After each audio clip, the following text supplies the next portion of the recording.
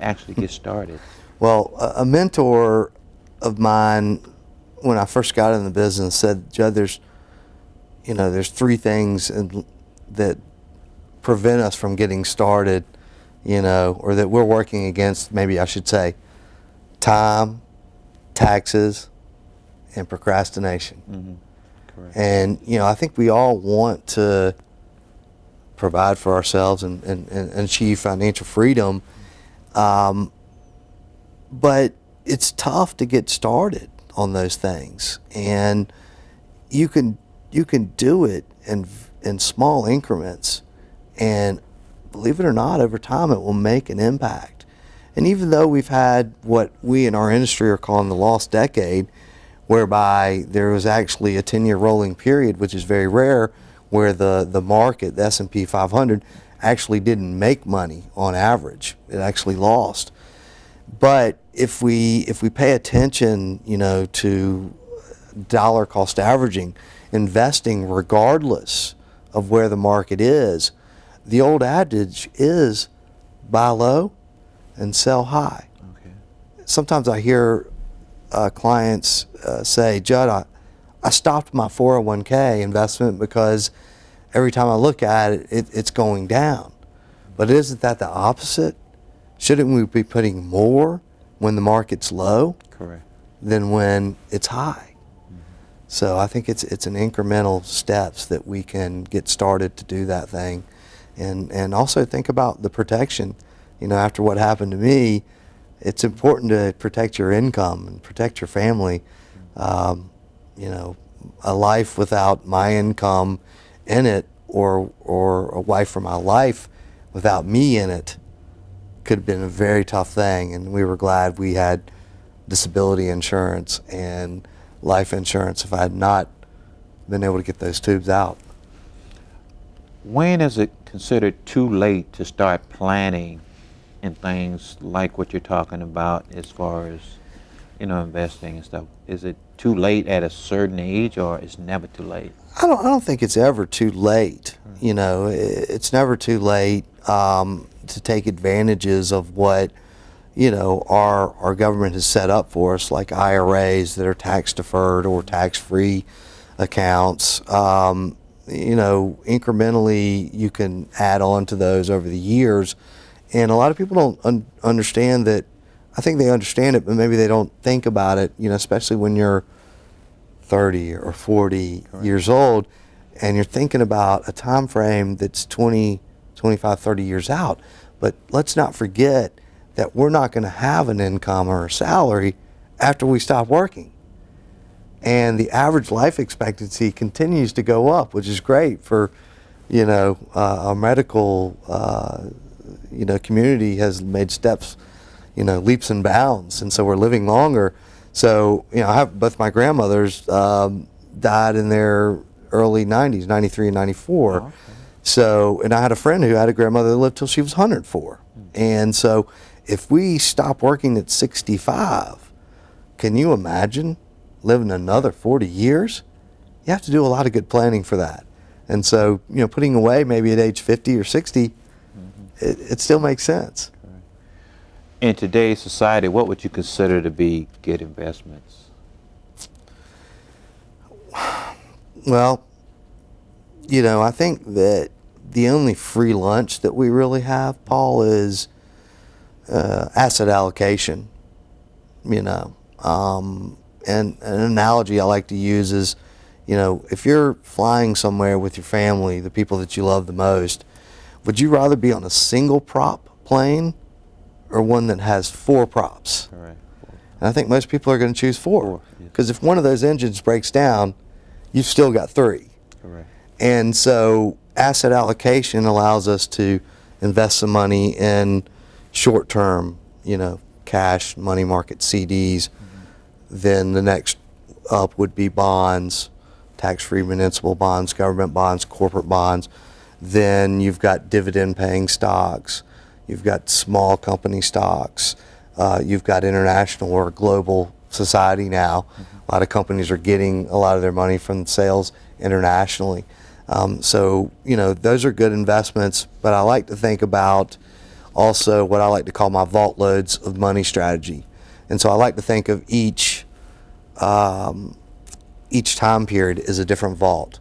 So M1, your M1 vault money supply, M1 would be your short-term deposits, your 6 to 9 months worth of income in case you lose your job.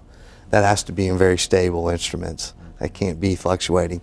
Then you've got your M2 vault. That might be your 2 to 3 year money.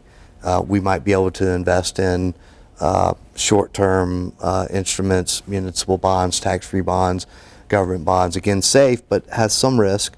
And then your M3 vault might be your longer-term vault, like your retirement accounts.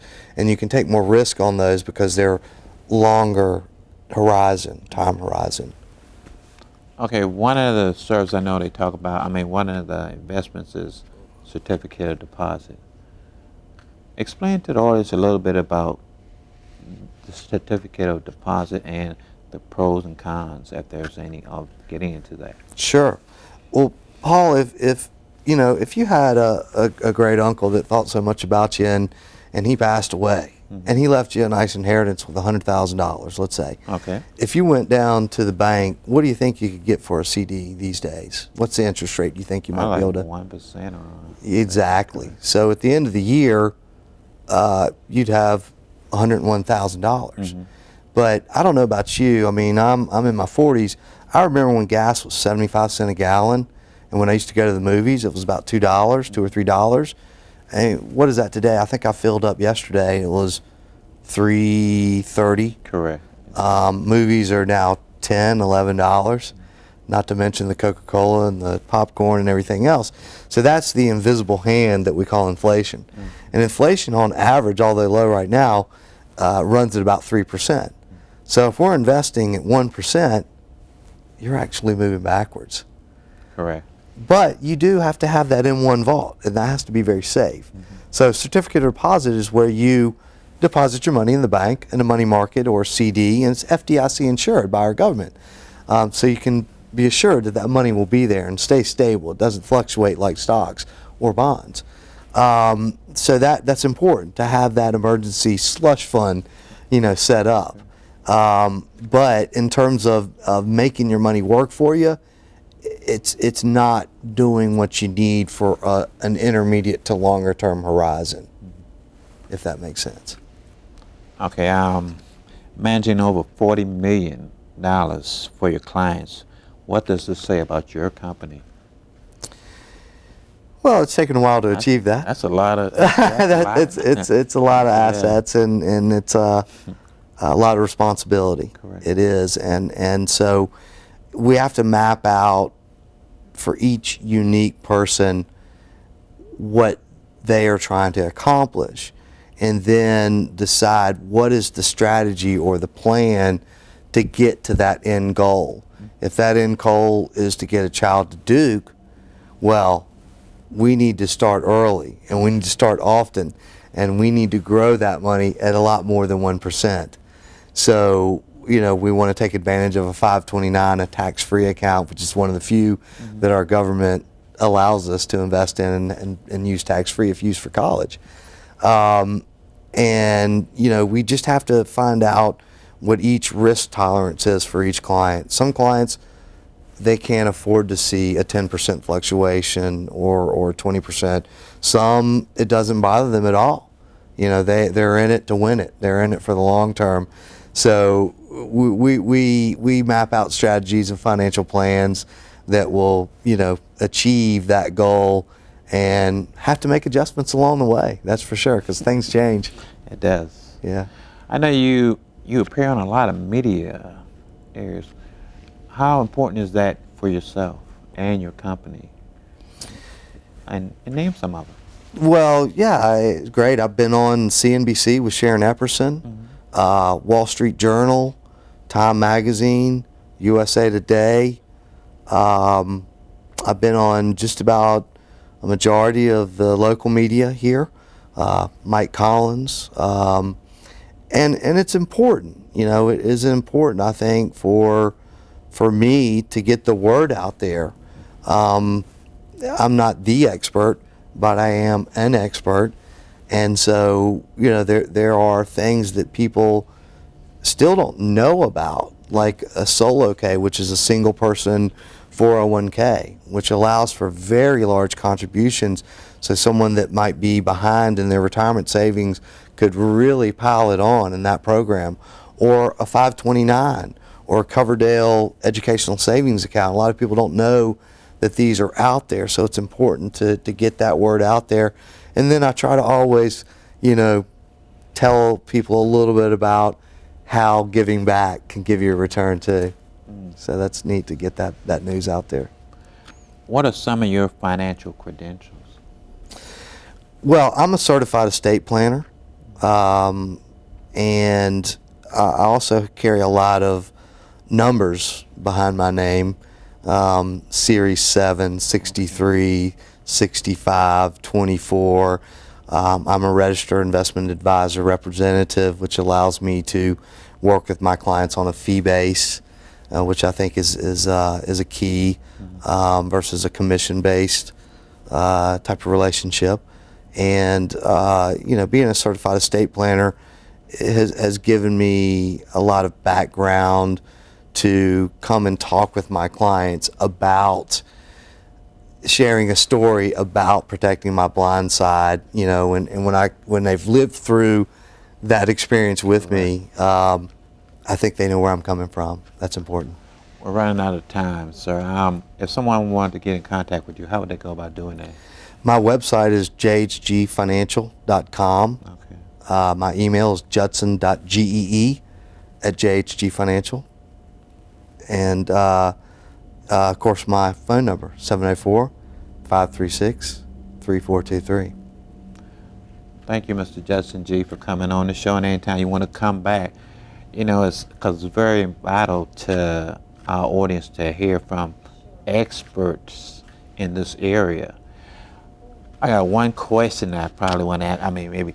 Okay, I know the issue with Bernie Madoff. How would someone be able to distinguish something like that? You know, that's a great question. It really is, and it's real important in this day and age. Correct. with a lot of malfeasance, financial malfeasance that's gone on. And I think you need to, you know, do a lot of research. The internet's allowed us to do that. There's a website, a self-regulatory organization called FINRA, and they govern our industry. You can go on that website and check out a person's name, and it'll show you what their license looked like, if they have a clean record. So a lot of research, very important. Ladies and gentlemen, Mr. Judson Gee, awesome guy, financial advisor. Thank you for watching the show. You be encouraged. Thank you.